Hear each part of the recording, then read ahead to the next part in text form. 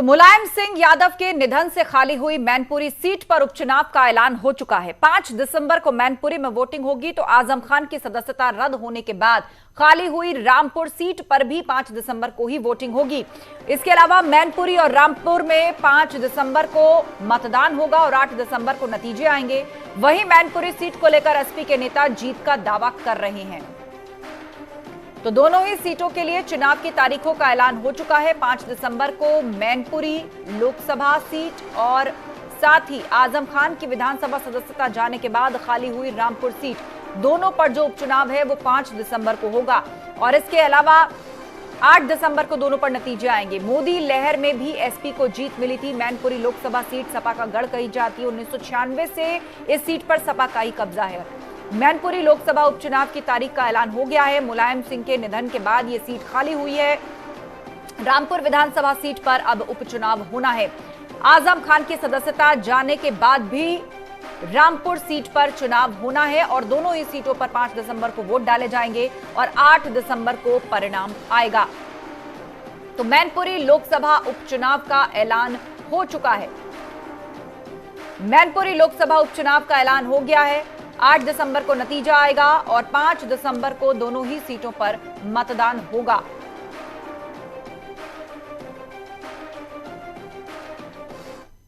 Samajwadi party की वो जमीन है। समाजवादी पार्टी के साथ वहां एक एक मतदाता है और मैं समझता हूं कि ऐतिहासिक वोटों से लोग जिता करके आदरणीय नेताजी को श्रद्धांजलि प्रकट करेंगे।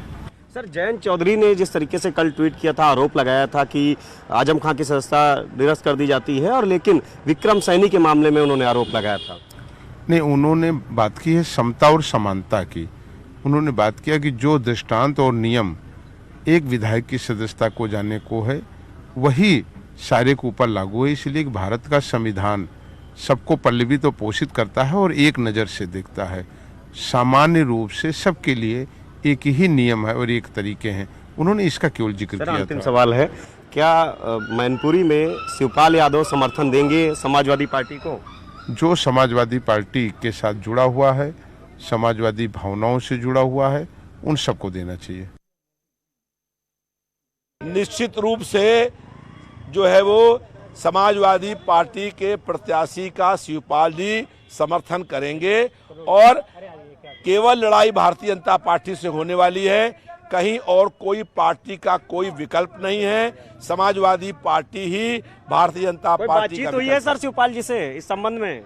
निश्चित रूप से बातचीत हुई है और बात चल रही है। वहां पर मैनपुरी के चुनाव में मुलायम सिंह यादव जी समाजवादी पार्टी के सांसद थे, वो संस्थापक थे पार्टी के। उनके निधन पर जो सीट रिक्त हुई है वो समाजवादी पार्टी चुनाव लड़ेगी और बहुत भारी अंतर से, रिकॉर्ड पदों से वहां चुनाव जीतने का काम होगा। और चर्चा के लिए सीधे रुख करेंगे मैनपुरी से। हमारे सहयोगी संकेत मिश्रा इस वक्त हमारे साथ लाइव जुड़ रहे हैं। संकेत, मैनपुरी को लेकर पहले खबर यह आ रही थी कि शायद शिवपाल यादव उम्मीद कर रहे हैं कि उनको वहां से उतारा जाए, लेकिन तेज प्रताप यादव का नाम प्रमुखता से लिया जा रहा था और अब खबर यह कि शिवपाल यादव को भी कोई एतराज नहीं है कि अगर तेज प्रताप वहां से उम्मीदवार हो। एसपी बड़ी जीत का दावा तो कर रही है, लेकिन चुनाव कौन लड़ेगा उस पर कुछ अभी स्पष्टता मिल पाई है क्या?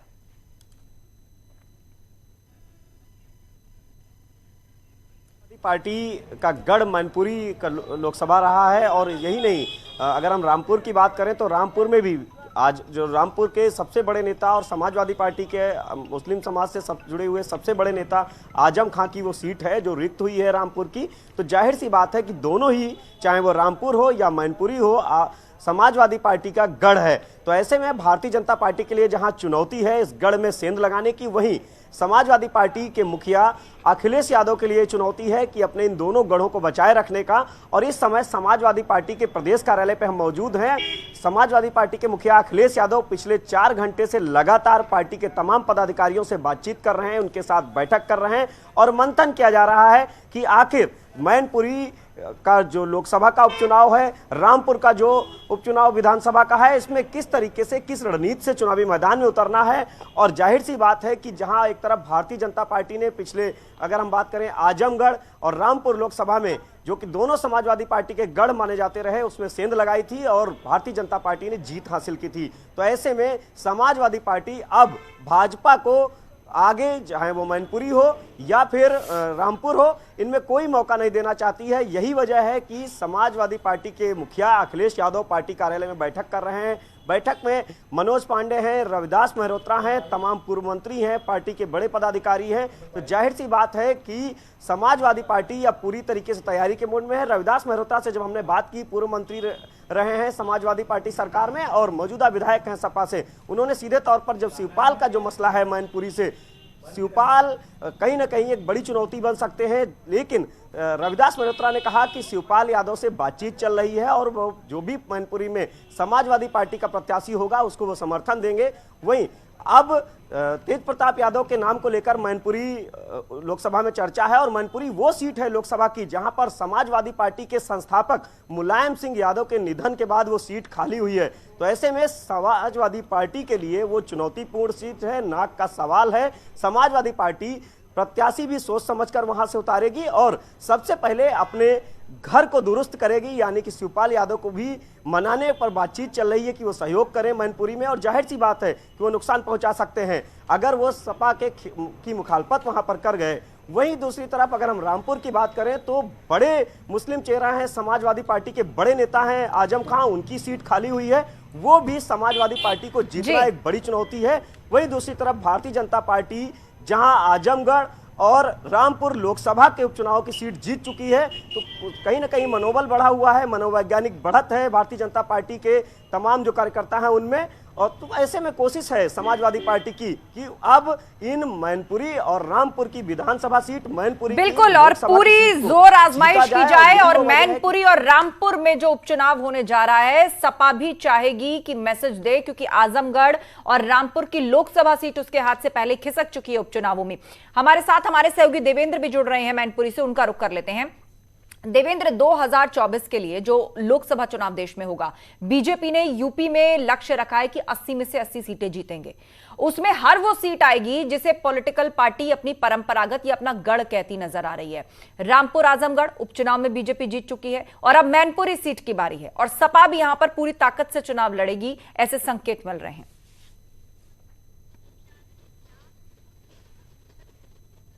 बिल्कुल साफ तौर पर समाजवादी पार्टी भी अपनी पूरी जोर आजमाइश करेगी। 2024 के लिए बिल्कुल पूरी तरह तैयारी है।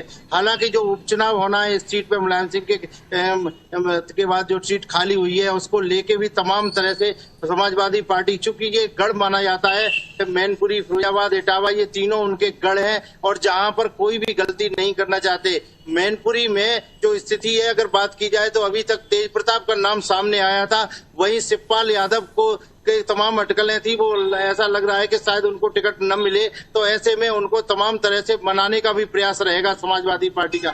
समाजवादी पार्टी पूरी तरह से हर कीमत पर चाहेगी कि मैनपुरी की सीट दोबारा फिर से जो है विजयी बनाए। साथ ही 2024 के लिए मैनपुरी की सीट ये चुनाव तय करेगा कि 2024 में आखिर समाजवादी पार्टी जीतती है या नहीं जीतती।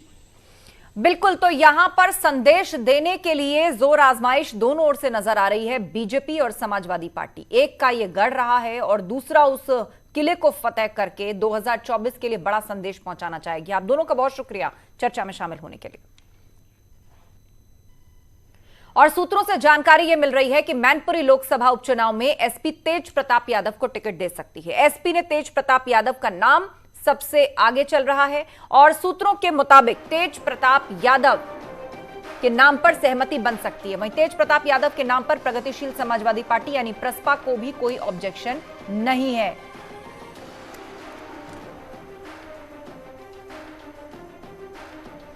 तो एसपी से तेज प्रताप यादव को टिकट दिया जा सकता है, सोर्सेज से यह खबर मिल रही है। मैनपुरी सीट जो कि नेताजी के निधन के बाद खाली हुई है, वहां से तेज प्रताप यादव कैंडिडेट हो सकते हैं और उनके नाम पर सबकी सहमति है, जिसमें प्रसपा यानी शिवपाल यादव भी शामिल हैं। हालांकि बीते दिनों खबर आई थी कि शिवपाल यादव किसी बड़ी जिम्मेदारी की ओर इशारा कर रहे थे कि यदि उन्हें मिले तो वो सपा के साथ जा सकते हैं। मैनपुरी सीट को भी लेकर यही कहा जा रहा था कि शिवपाल यादव उम्मीद कर रहे हैं कि यहां से उन्हें लड़ाया जाए, लेकिन साथ ही नाम तेज प्रताप यादव का भी चल रहा था और अब खबर ये आ रही है कि किसी को उनके नाम से समस्या नहीं है, शिवपाल यादव को भी कोई ऐतराज नहीं है, तो उनका नाम इस लिहाज से सबसे आगे चल रहा है। तो समाजवादी पार्टी की तरफ से मैनपुरी में तेज प्रताप यादव को मैदान में उतारा जा सकता है।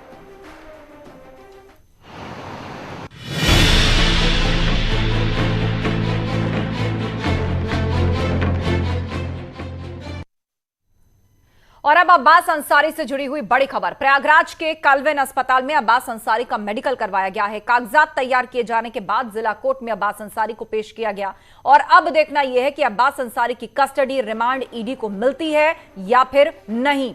ईडी ने अब्बास अंसारी को कल ही गिरफ्तार किया था। तो बड़ी खबर अब्बास अंसारी से जुड़ी हुई, अब्बास अंसारी से जुड़ी ये महत्वपूर्ण खबर, देखना होगा कि उनकी कस्टडी रिमांड मिलती है पुलिस को या नहीं।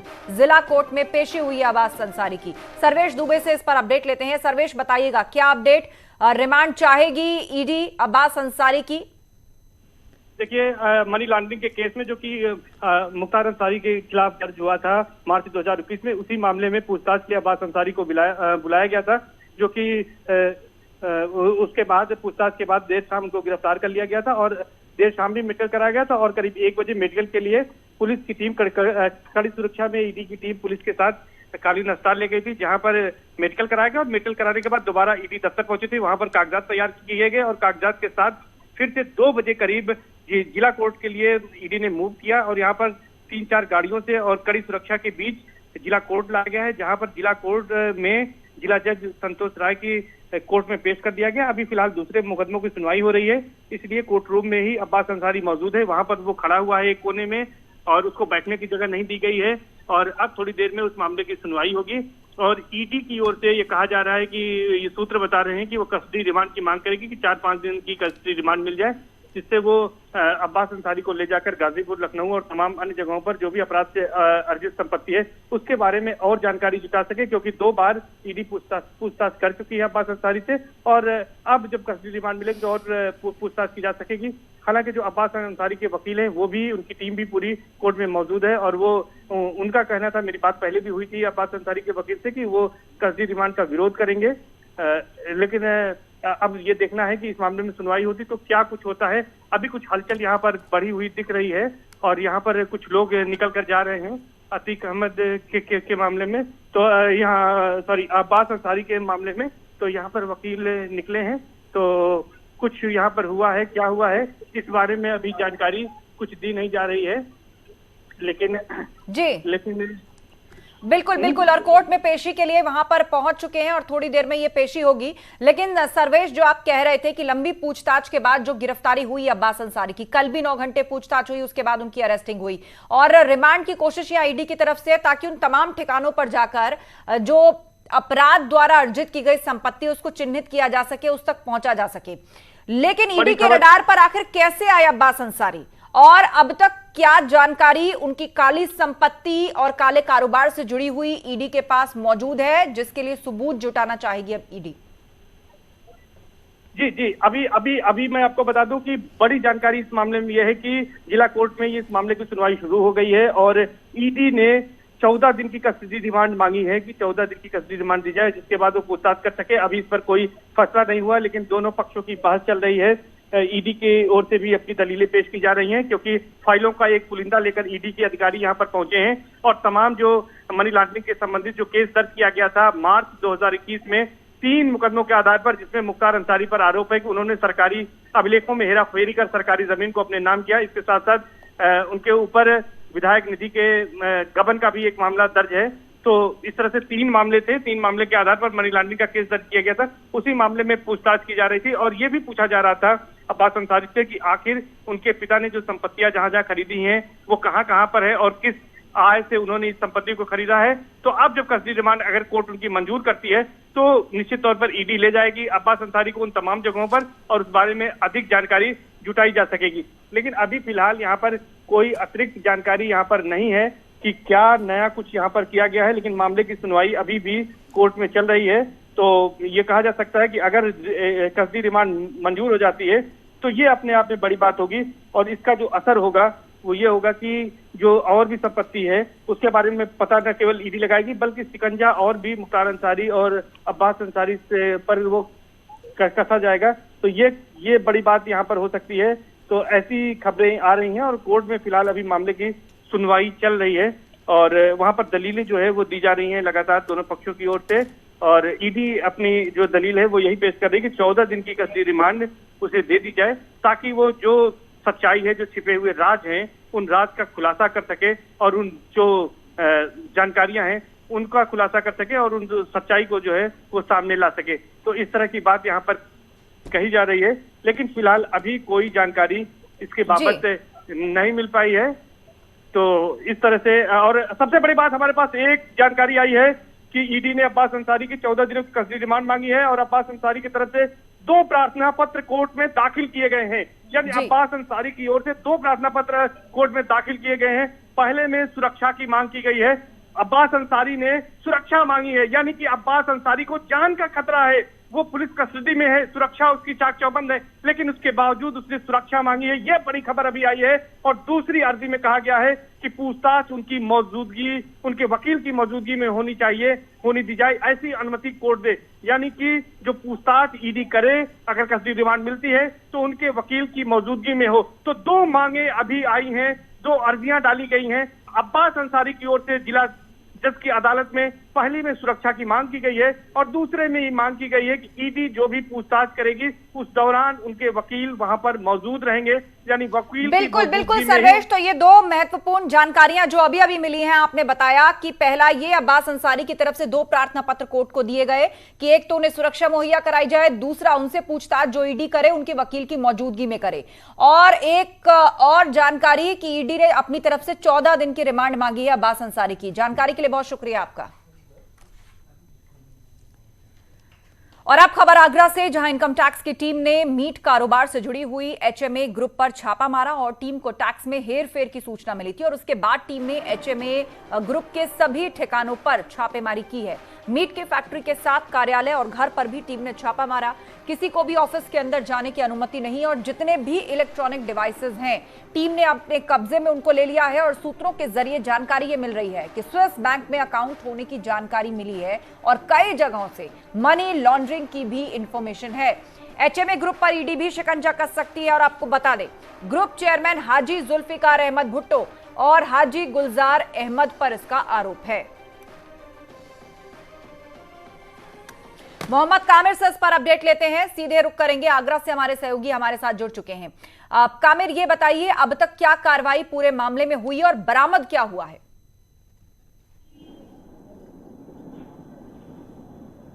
देखिए, बिल्कुल हम आपको बता रहे हैं, आज सुबह इनकम टैक्स की टीम आगरा पहुंची थी और एचएमए ग्रुप के सभी ठिकानों पर छापेमार कार्रवाई को अंजाम दिया था। इस समय हम जो एचएमए ग्रुप के चेयरमैन हैं जुल्फिकार अहमद भुट्टो, उनके घर के बाहर मौजूद हैं। टीम अभी भी अंदर है और छापेमार कार्रवाई को अंजाम दे रही है। और इसी के साथ ही फैक्ट्री हो या फिर ऑफिस हो, सभी जगह टीम ने डेरा डाला हुआ है और छापेमार कार्रवाई को अंजाम दे रही है। आपको बता दें, जो एचएमए ग्रुप के चेयरमैन हैं जुल्फिकार अहमद भुट्टो, वो बहुजन समाज पार्टी से पूर्व विधायक रहे हैं और उनका खासी अच्छा रसूख भी था और उनके जो रिश्तेदार हैं वो भी इस काम में उनके साथ इन्वॉल्व हैं और उनके घर पर भी, रिश्तेदारों के यहाँ पर भी टीम पहुंची है और वहाँ पर भी कार्रवाई को अंजाम दे रही है। खास बात यह है कि जो सूत्रों के हवाले से बताया जा रहा है कि एचएमए ग्रुप का स्विस बैंक में भी अकाउंट है और उसकी जांच पड़ताल अभी टीम कर रही है। हालांकि अभी टीम के द्वारा कोई ऑफिशियल अनाउंसमेंट नहीं किया गया है, कोई ऑफिशियल बात नहीं कही गई है, लेकिन बताया ये जा रहा है कि टैक्स में हेरफेर को लेकर टीम को की खामियां मिली थी, जिसके बाद टीम ने ये बड़ा एक्शन लिया है और आगरा के साथ ही अन्य जिलों में भी टीम एचएमए ग्रुप पर छापामार कार्रवाई को अंजाम दे रही है। जी बिल्कुल कामिर, स्विस बैंक अकाउंट की जहां तक बात है उससे संबंधित क्या जानकारी मिल पाई है? कहा यह जा रहा है कि स्विस बैंक अकाउंट भी हो सकते हैं, उसमें भी काला पैसा कुछ हो सकता है, इसको लेकर कोई आधिकारिक जानकारी है क्या अभी? नहीं, देखिए, बिल्कुल अभी सूत्रों के हवाले से बताया ये जा रहा है कि एचएमक्यू ग्रुप का स्विस बैंक में अकाउंट है, लेकिन उसमें कितना पैसा है, क्या पैसा है, कहां से आया वो पैसा, इसकी अभी कोई आधिकारिक पुष्टि नहीं की गई है। लेकिन सिर्फ सूत्रों के हवाले से बताया गया है कि स्विस बैंक के अंदर एचएमक्यू ग्रुप का अकाउंट बनाया गया है और वहां पर अकाउंट है और उसमें पैसा जमा है, लेकिन अभी ऑफिशियल तरीके से इनकम टैक्स के किसी भी अधिकारी ने इसकी पुष्टि नहीं करी है। जी। ठीक है, आप जानकारी देने के लिए बहुत शुक्रिया कामिल आपका। नजर बनाए रखें, आगे भी हम आपसे अपडेट्स लेते रहेंगे। खबरों में आगे बढ़ते हैं। मुख्यमंत्री योगी आदित्यनाथ ने आज बीआरडी मेडिकल कॉलेज के स्वर्ण जयंती समारोह में हिस्सा लिया और इस मौके पर सीएम योगी ने यह कहा कि बीआरडी मेडिकल कॉलेज में बेहतरीन काम हो रहा है। पूर्वी यूपी के लोगों को बीआरडी मेडिकल कॉलेज से बड़ी मदद मिल रही है। स्वास्थ्य के क्षेत्र में लगातार नए प्रयोग हो रहे हैं और बीआरडी मेडिकल कॉलेज भी लगातार बेहतर कर रहा है। कोरोना काल में बीआरडी मेडिकल कॉलेज के डॉक्टर्स ने शानदार काम किया और बेहतरीन वर्क से लोगों की जान बचाई जा सकी।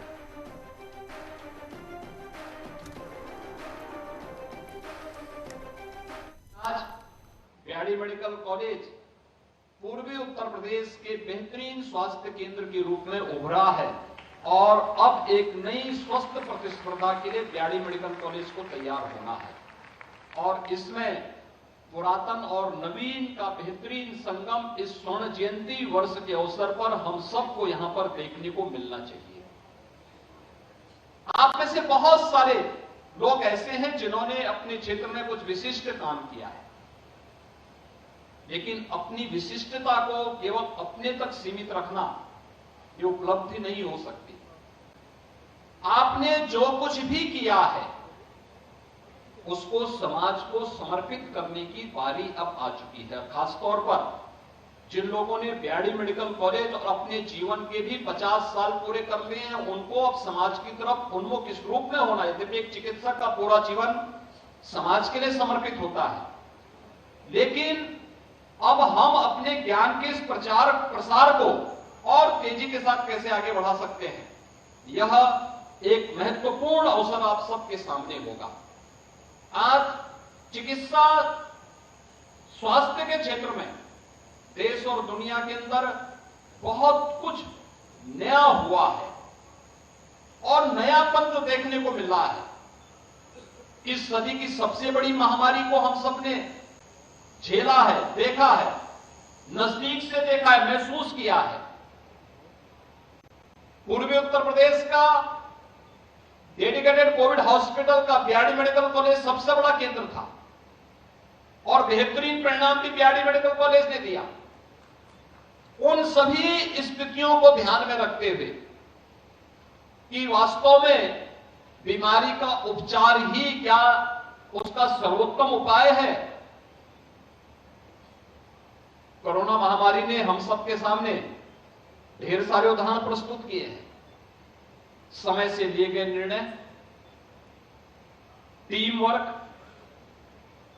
और अगर हम थोड़ी सावधानी रख करके बचाव के उपाय पर ध्यान देने के लिए लोगों को प्रेरित कर सकें, तो बड़ी से बड़ी महामारी को भी नियंत्रित किया जा सकता है। और आपके सामने उदाहरण है, हेल्थ इंफ्रास्ट्रक्चर में यूएस और यूरोप भारत से बहुत आगे है, लेकिन कोरोना प्रबंधन में भारत का परिणाम इनसे बहुत आगे है, बहुत आगे है। ये आप सबने देखा होगा। मौत के आंकड़ों की काउंट नहीं की जा सकती, लेकिन जब हम कोविड प्रबंधन की ही बात करते हैं, 135 करोड़ की आबादी का भारत प्रधानमंत्री मोदी जी के नेतृत्व में